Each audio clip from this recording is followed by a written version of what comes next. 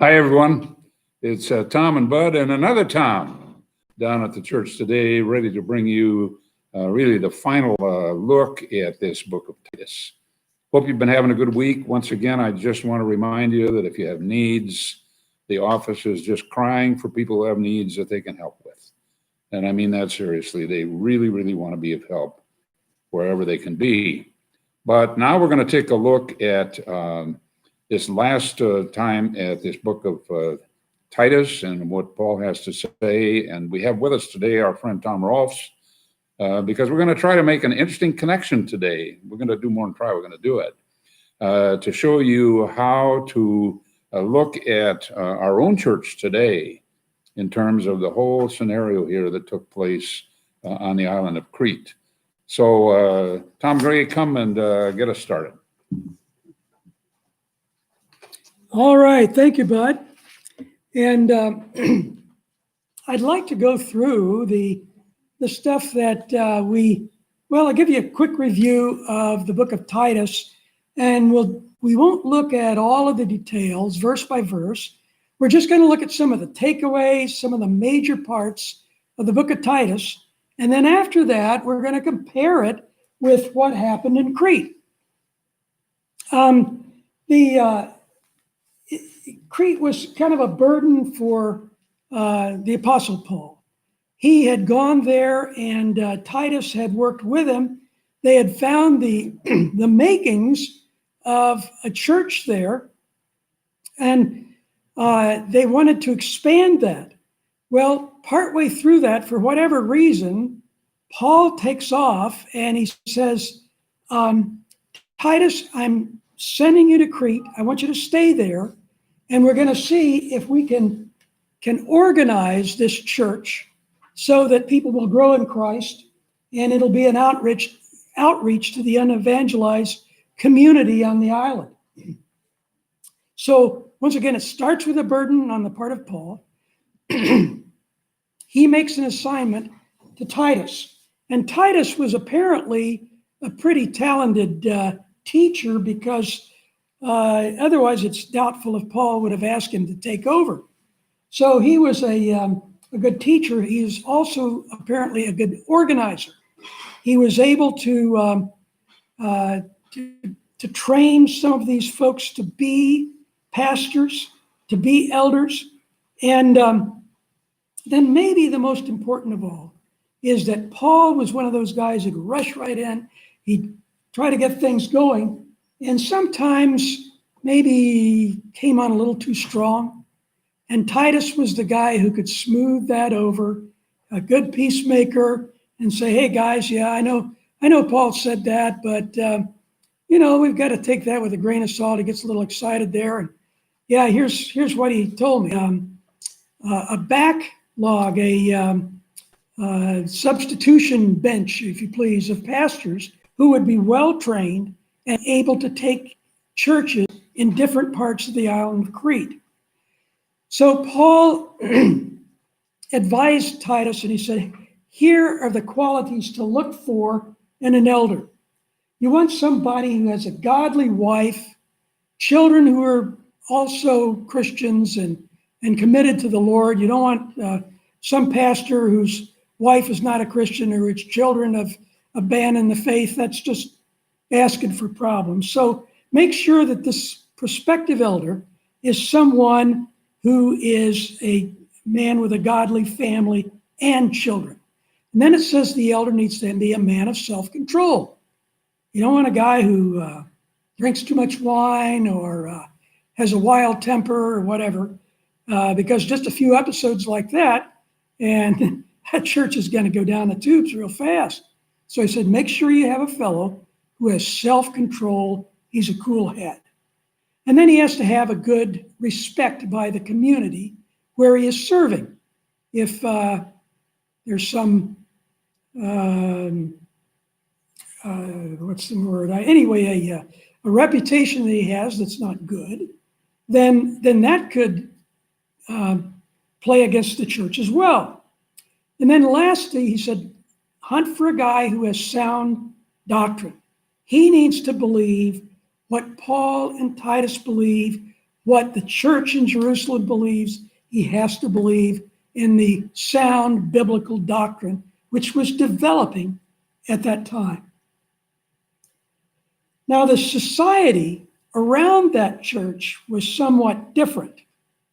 The secular society was described by some philosopher or poet, and he talked about the people in Crete, and here's what he said about them. You ready for this?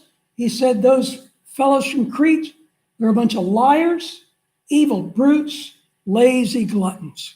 And then he said, and you know what? I think they're right. Well, it probably took poor old Titus a while to calm their feelings down on that comment, but apparently they were able to do that. And the church body in Crete, so far, they were teaching in terms of age and their responsibilities in the church body.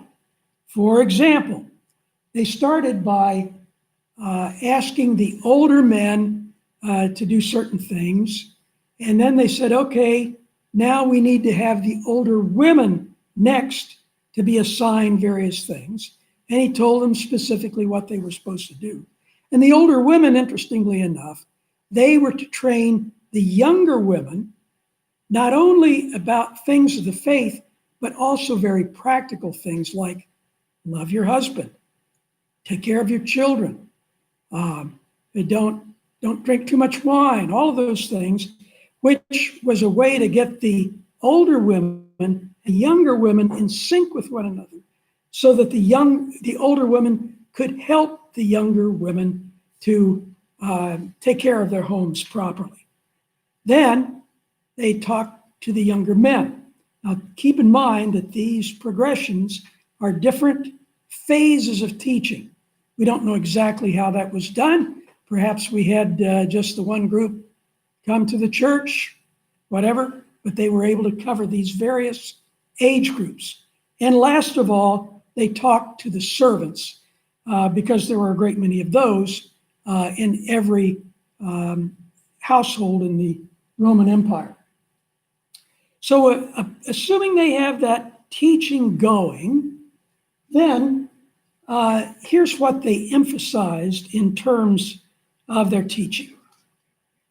They said, we want to talk about salvation by grace through faith. We don't want to have a bunch of legalism. We don't want to make big deal out of nothing. We want to have salvation by grace through faith as the hallmark of everything we talk about, with a minimum of legalistic talk. And then we want to be humble and not act like we're some spiritual superstar. We just want to say, hell yeah, I have a past like everybody else, and some of it wasn't that great, but God's forgiven me, and now on my way to bigger and better things. So they avoided everything that they could to keep from having any controversies that might hurt the love and the unity of the church. Protect that at all costs. Now I'm going to unplug this for a second, and then we're going to hear a bit of the history of things here at Village. One of the things that we observed has been verified by my friend Tom Rolfs, who's quite a historian for Village. He has noticed that so much of what happened way back there in Crete was very close to what was happening in Village in its beginning. So Tom Rolfs, glad you're with us. Why don't you tell us a little bit about this? Okay, Tom, thank you. Come on. I can't reach my computer. I need my computer. Excuse for the setup here, just take a second. Got my brains here. Okay, yes, the correlation between the church here in the 20th century, and the church back in the first century is very close. And before I do begin, I will leave my email address at the end of this presentation. If anyone wants me to present the entire history of the church and surrounding area, please contact me. I'll cover all the bulleted areas, which I cannot do today. I also have a few books still available on the history of the church. If anybody wants one, you can let me know. My mother was one of the original 17 charter members of the church, and she kept everything. She was a secretary and the historian. So these photos and documents I got for this book come from her. And I interviewed almost 50 people to get the information for this book. And we had 12 people I interviewed that were actually here in 1949, and only 4 are left at this time. So I was very pleased to be able to get that information from them. Here's the original church as it sat in 1951. And this is an unusual church setting as a planted church, because this is the only church I've ever heard where it was built with no congregation. This presentation will kind of show you how we had Fred McLean, who had the vision of the church. And we have Al Fuller, the founder of our church, who is just like Paul in that regard of first century. And we have another person who is Frank Dober, who can be Titus in the same scenario. What does it take to plant a church? Well, first of all, you have to have a community. And this is what happened in the the later 1940s. There was no highway out here at that time. There was no school. There was no groceries and amenities. There was no gas station, no housing, no subdivision, no nothing. And it wasn't even called suburbs at that time. The people that were here first were the Atfalati Indians, and the white man could not pronounce that, and it came out Tualatin. So today everything is called Tualatin. After the Missoula floods, which created this entire basin here, the 1 million acres that we live on in the Tualatin Plains was created by all these floods.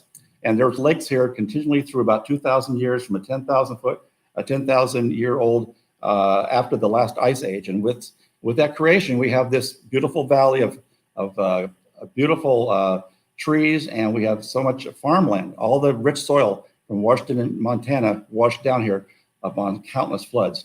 The Atfalati did live here. In fact, down here in Marling Village, we have one of their camps. And my brother and I, who grew up there, we found arrowheads from that time. And they were slowly, by the white settlers, they were, because of different diseases, were basically wiped out. The Oregon Trail was a big reason people came here. And so for a long time, we had people coming here, usually in 1843. That was a big migration. Thousands of people came here. And they weren't going to Oregon City particularly. They were coming to the Tualatin Plains, which is where the rich farmland was. Even in the 1839s, and there were people taking photographs at that time, sending them back to the East Coast, to the United States. And that's where people got the idea this is such a beautiful place to live. The Oregon Trail, if you ever want me to talk about that, I'm an expert at the Oregon Trail and tell you exactly how it happened. It's a very interesting story, of course. And then all these people that lived here, for the first time, women can own property. So they had all these big, huge pieces of acreage because they were getting to it free because of the donation land grant of that time.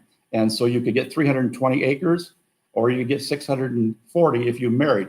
Many men married young girls on the road, on the Oregon Trail, just to get double property.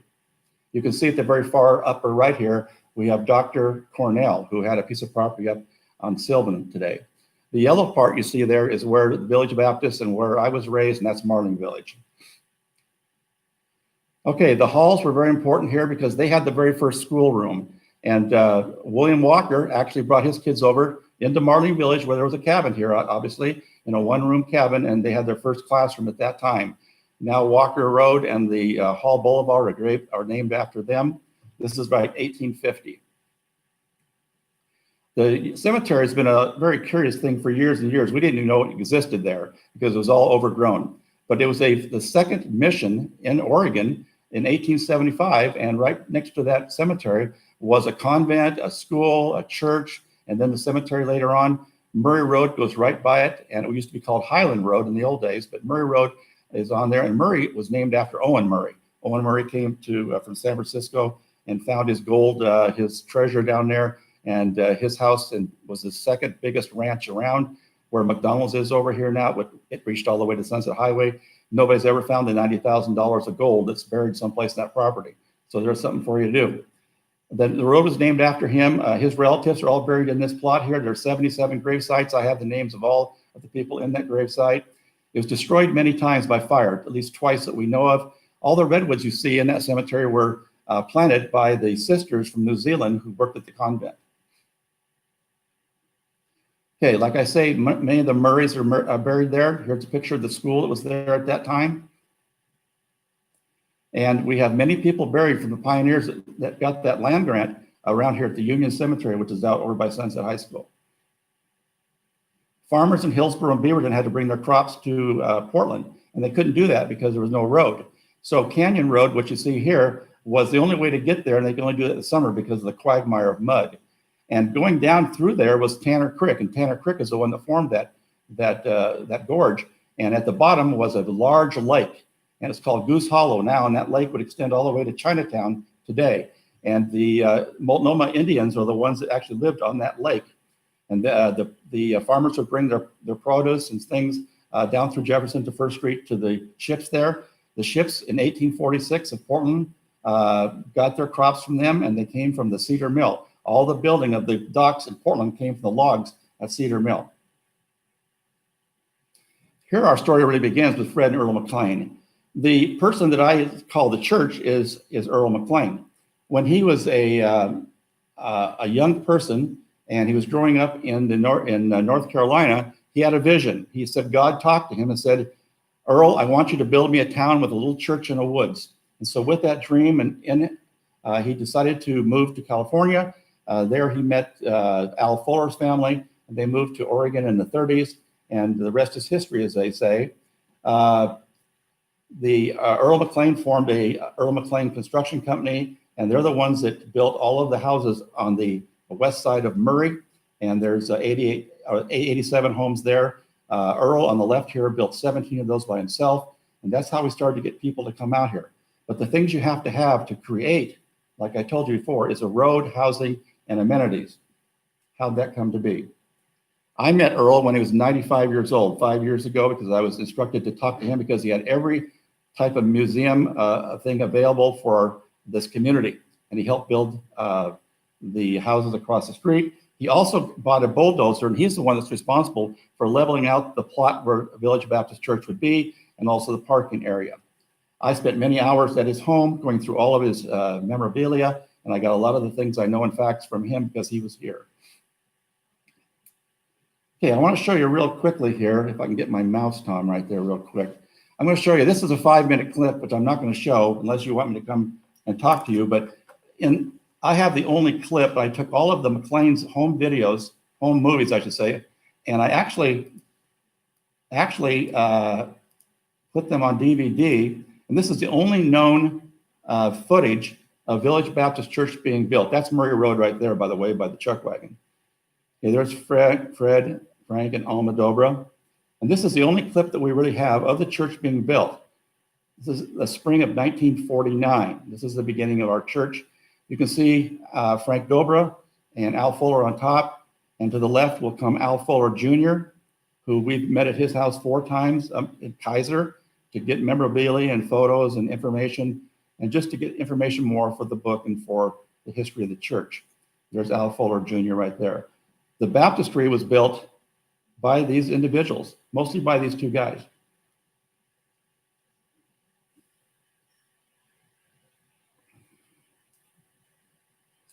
Okay, I told you about we need a highway. Well, the Sunset Highway came in 1947, and on that clip I just showed you, it shows the opening of the Sunset Highway. And it was called Sunset Highway from the 41st Infantry. This sign is down by where Saddle Mountain entrance is, if you ever want to see it down there. So we have a highway. Now we have a school, Sunset Valley Grade School, which all of us in Marlin Village attended for 8 years. And that was the second part. You can see Murray there is just something but a dirt road.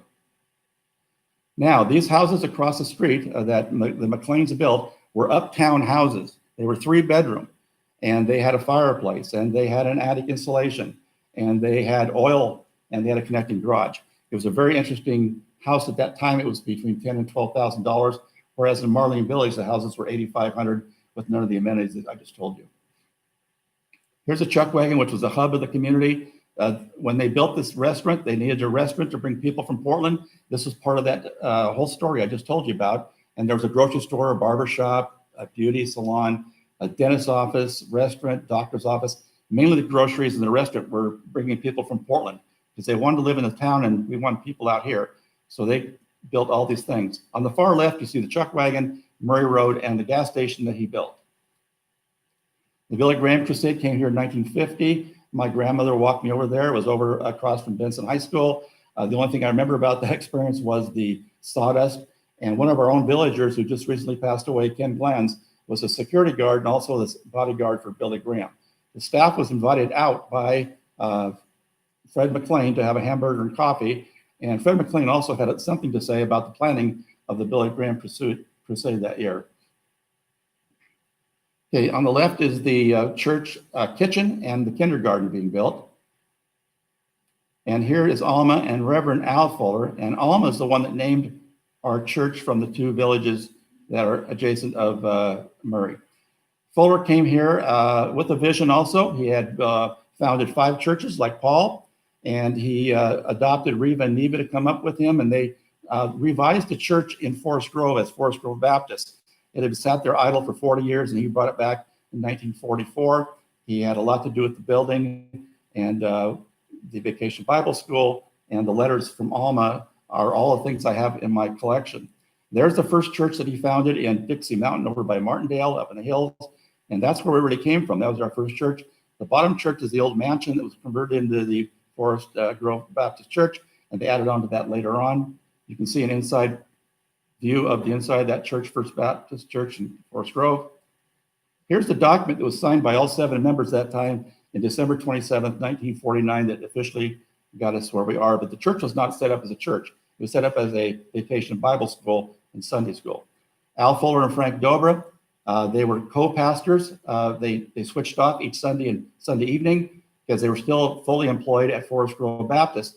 And then after the services, they would come back Monday and they would come back and start building on the church.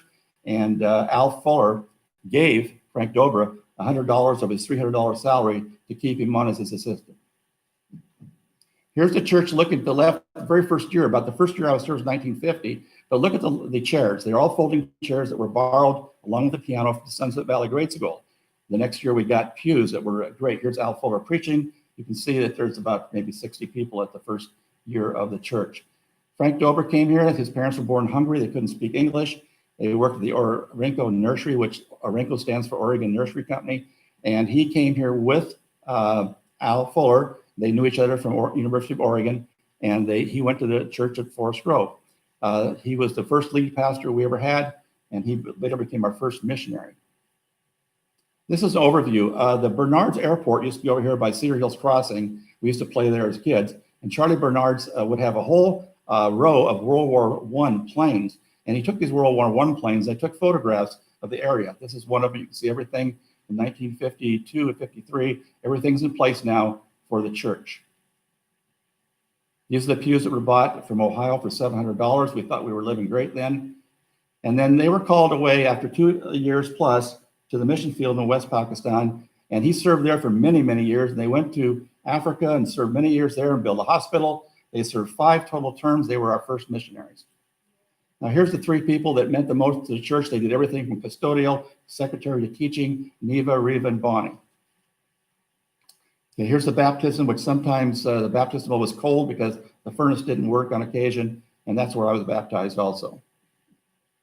This is my parents. We came from North Portland, and we heard about this great land out there, and they decided to move out here to the suburb in 1950. This is the developer of Marling Village, kind of a crusty guy. He had 30 banks, 20 apartments. He came from Russia. He was kind of a conniver, if you know what I mean. He built 3-style houses of 2-bedroom and 3 bedrooms, which still exist down to Marling Village. His granddaughter was named Marlene Schnitzer, and that's how we got Marling Village. All the streets in the area were named after his kids. This is our house. About the second year we lived there, we still didn't have a lawn. And I came May 7th, 1950. My mom took me up here to Sunday school. You can see I kept in the lines. I was a good colorer, and we had a lot of fun at Sunday school in those days, and kids from all around came. This is the second, I went to 2 years of kindergarten. This is the second year.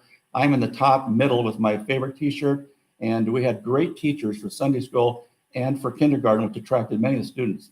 Here's another view of the church of that first 1951. December 14th was the dedication. In the left-hand corner is the kitchen and the kindergarten, and the right corner is where Bob Walker's office was. The sliding doors were the classrooms. Here's a view from the other side. If you look real close at the board up there, you can see that the offering the last Sunday was $12.07. Still a problem. Bonnie was my second mother and actually raised me in the 50s, and I owe a lot to her. I interviewed her here. This is photographs I took of her in Vancouver when I interviewed her and her husband, Carl. Now, the Ludemans came in 652, and he was a real Bible thumper. He was the kind of guy that he didn't have a right hand because he lost that in a farming accident. And so he'd squeeze that Bible till it started to, and us kids were scared of him. We wouldn't shake his hand, of course, but he called his fake hand Johnny. And he brought many things to the church at that time in the 50s. The first choir of 6 people. He was a soloist, a great singer. The Sunday school got so big, they built a 40-foot tent out here in the parking lot. He started the junior high. He bought the 4 acres from the Schindlers next door. Chris Schindler was the bus driver and the custodian at Sunset Valley Grade School. So the acreage we got, we think, was bought from the Schindlers in the very beginning. He had many Sunday school contests, and there was some controversy, though. In the 50s, we had our first controversy.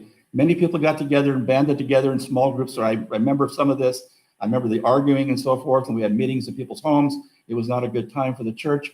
I think it was mainly over the arguing of, was it okay to play cards, dance, and smoke? I think it all cleared up, and I'm sure the elders took care of that. Here's Neva and Reva after service with Cal Ludeman. Okay, everything happened in the church and at Sunset Valley Grade School. Everything you can imagine took place, all the activities. Here's Reva with her truck that attracted many kids. You can't believe how big the Sunday school was, close to 200 kids. Here's another view of the church on the left, Marling Village and McLean Village as they all appeared done. You can see the sewer in the middle. You can see Sunset Highway by Marling Village. You can see Sunset Valley Grade School. It's all in place now for people to come to this new little church on the hill. This is the first staff that was there. These are all my mother's documents and photographs that she saved, thankfully. That's my mother second from the right. Bonnie's in the middle. And Boyd Sprague was the first superintendent. We later found out that he was related to our family. I put a couple of pictures in here. This is me on the right with the tie. My mom never let me go to church without a tie. But I want to show this picture in the back. You can see the cars parked in the cemetery, not knowing that it was actually a cemetery at that time. Here's a picture I have of Ruth Imlaw, who was the mother of Penny Douglas, who in our Koinonia class. I show this picture because Bob Walker is in the back row, second from the right. My brother is fourth from the right. There were some big classes, and they combined them because some of them were too small. Don King, who's still in the Koinonia class, is on the far left. Many things took place. All the Christmas things took place here at the church. It had everything. Vacation Bible School was a big attraction. This is the parade that we used to have every July. We'd parade throughout all the streets of McLean Village and Marling Village. Everybody would decorate their bikes, their wagons, their cars, their horses, everything. Okay, here's the church in just about the time that the street was paved. Here's the North Church that was built during Cal Ludeman's term, and it was built entirely by church volunteers, except for the wiring. I even helped on the roof, passing out nails, and Gil Fredrickson even let me pound a few of those in. And then this couple came, and boy, there was energy just abounded with these two guys, and they were unbelievable in getting kids to come to church. And it was just a dynamic couple. And he brought a lot of things. He bought the men's prayer breakfast. Construction on the new sanctuary began in '66. They bought the sewer down below, the property down below. And we had a big youth group here. He was really in on the kids. We met in the basement of his home down here on Murray before Murray went through. Here's the inauguration. This is where Senator Hatfield gave the dedication speech. Here's the church being built. And of course, here's the final. And here's Pastor Bob before a complete service. And we had 3 services at that time. And here's the choir, which a couple of people in that picture are still here. And this was our interim pastor who played his trombone during his sermons. And then we had Betty and Pastor Don, and they were here for 28 years and did so many things for the church, and so many things happened. The RAF rally, the gym, the Alpha Teens. He asked me and Bonnie to start the Alpha Teens in 1973 or thereabouts. I was also the basketball coach at Hillsborough High School, so he asked me to get the church into a basketball league, which we did. He had a Saturday night service, and he started with the Koreans here and had that real great group called Faith Promise for Ministries. And here's, he had a real unique way of making his messages come alive with the Charlie Brown cartoons. It was very interesting to listen to those. Here's the church camp was started. Every year we have a church camp. People take advantage of that. The Raft Rally brought many, many kids to the Lord during these rallies. This is the burning of the mortgage at that time. And here we've had 12 choir leaders, and you probably recognize some of those names. Paul came here, Pastor Paul, and served 2 years. Then Pastor John came here and served 2 interim years. Then he served from 2002 to 17. He started the South Village, Clemtu, the study tours. The Catholic cemetery over here was bought for $10,000. He bought some of the houses here in Village to expand our church. The new construction of the sanctuary in 2009. Here's his first staff right there. You may recognize some of those people too. Here are some people. The Crawfords and Grays were very instrumental in our world missions, and John Jordan was in charge of that since 1992.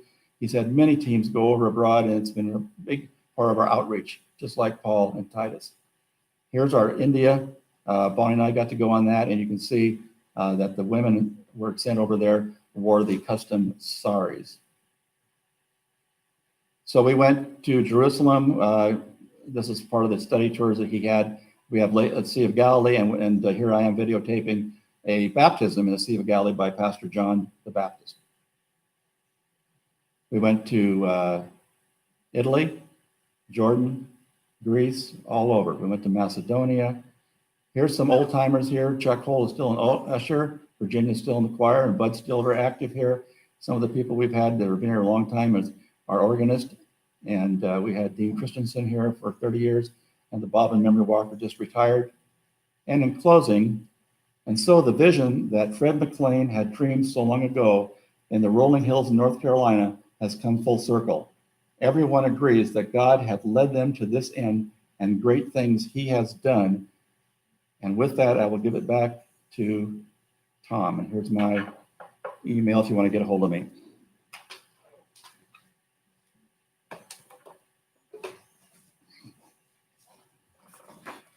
Well, thank you, Tom. Boy, that's brings back a lot of memories. I came here in 1964 in the early days of Bob Luther, and I couldn't help think, Tom, when you mentioned the flooding, that up until we built this current building, a part of our property in the back was below the floodplain, and God raised that up, I think, 2 feet and got us off the 100-year floodplain so that we are able to use that. So what does all this have to do with Titus and Crete and Paul, and what's the similarities here that are going on? And let me just take you back to what both the Toms now here have done, because there is a lot of similarity in this church and how I could envision one of the early churches perhaps that Titus started there on Crete. Because when I came, here was Bob Luther, and Bob Luther was clearly an evangelist. He preached from John 3:16 about every third Sunday and something similar to that the other 2 Sundays in between. And people came to Christ. He did the things that Tom told you about earlier that Paul told Titus to do. He was very careful about how he went about that. And he brought many people to Christ, and he brought many people to the church. But then, interestingly, he left on rather short notice. I remember clearly because I was the chair of the board at the time. He came to me about 2 years after we built that nice building that we now call the chapel and said, "Do you think my ministry here is finished?" And I said, "No, you have to help us pay for this building that we started with a relatively small group of people."